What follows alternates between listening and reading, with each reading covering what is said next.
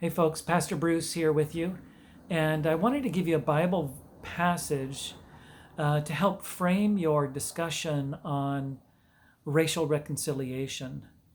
Now, as you know, in the Bible, there are essentially two groups of people: God's chosen people, the Israelites, and then the nations, or the Gentiles.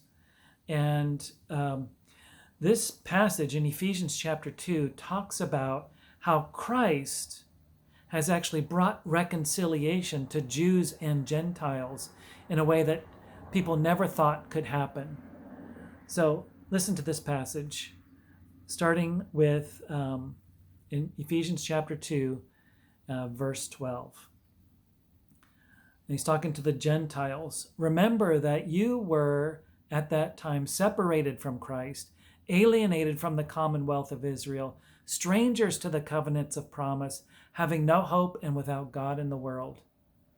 But now, in Christ, you who once were far off have been brought near by the blood of Christ. For he himself is our peace, who has made both one and has broken down in his flesh the dividing wall of hostility by abolishing the law of commandments expressed in the ordinances, that he might create in himself one new man in place of the two, and so making peace. And he might reconcile us both to God in one body through the cross, thereby killing the hostility.